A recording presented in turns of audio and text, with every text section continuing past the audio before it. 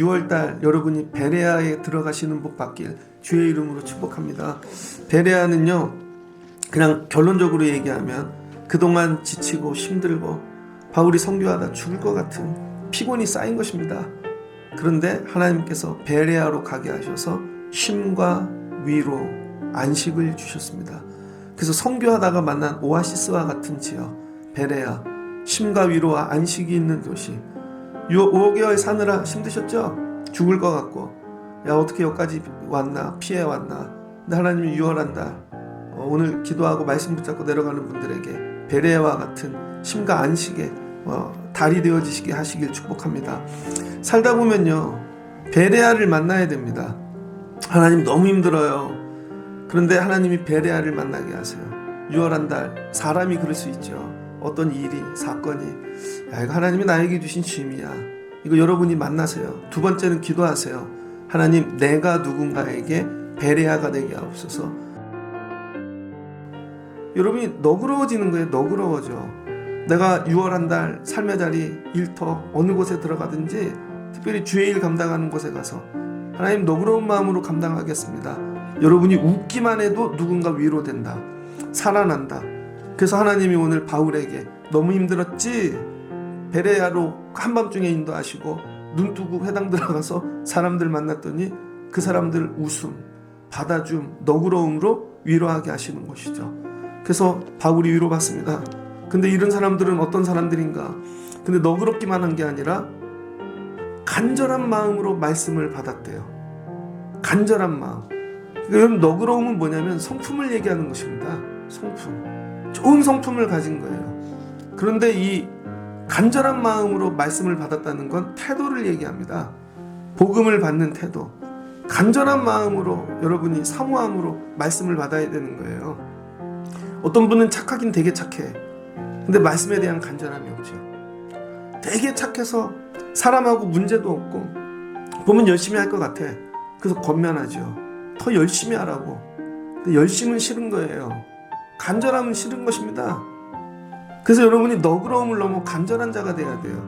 잠언 8장 17절입니다. 잠언 8장 17절에 여호와를 잠언 8장 17절 이런 말씀이 나옵니다. 다 아시는 말씀이에요.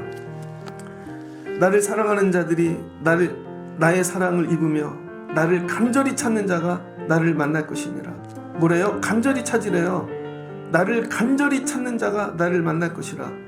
그럼 입을 크게 벌리라는 것입니다. 입을 크게. 그러니까 여러분이 말씀을 들을 때 해야 되는 자세가 뭐냐면 간절함으로 와야 돼요. 어제는 5월 마지막 날이네. 은혜로 맞춰야지. 간절함으로 오고. 오늘은 첫날이네. 첫날은 무조건 기도하고 시작해야지. 간절함으로 오고.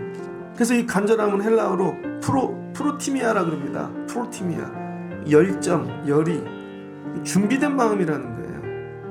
열심으로 받겠다는 거예요.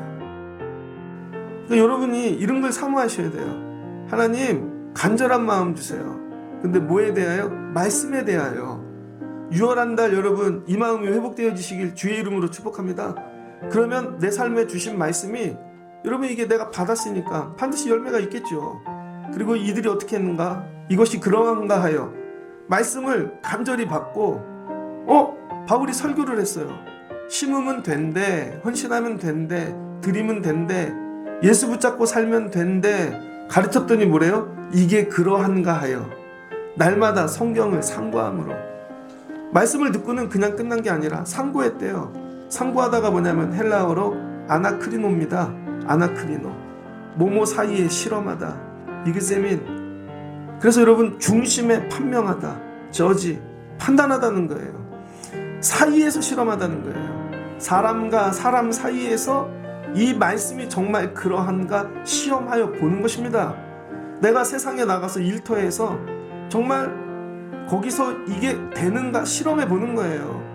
그리고는 사람과 사이에서, 세상 사이에서 이거 되네 판명해서 보여주는 것입니다.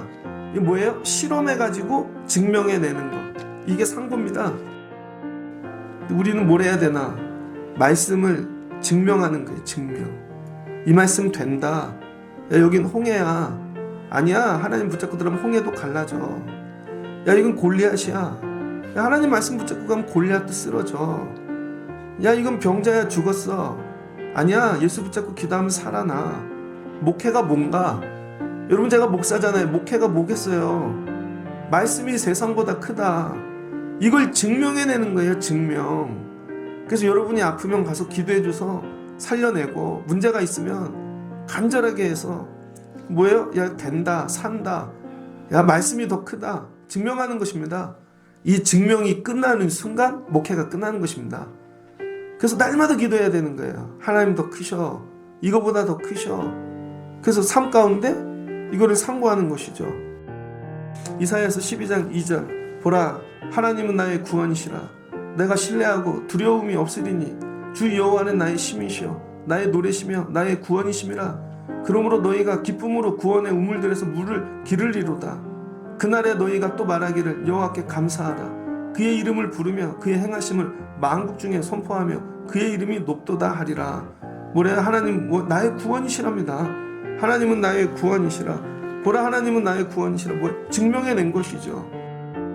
하나님께서 도와주시고 인도하시고. 근데 여기 베레아가 뭐라는 거예요? 오아시스. 고생했어. 잠깐 쉬었다 가지. 힘을 내고. 그래서 여러분 후반기로 또 들어가는 것입니다. 6월달 한 달 이복이 임하길 주의 이름으로 축복합니다. 6월은 우리 1년을 살아가는 베레아. 하나님께서 쉼과 안식과 위로를 주시고 다시 일어나게끔 힘을 주시고. 그래서 6월달은 하나님 좀 힘든데요.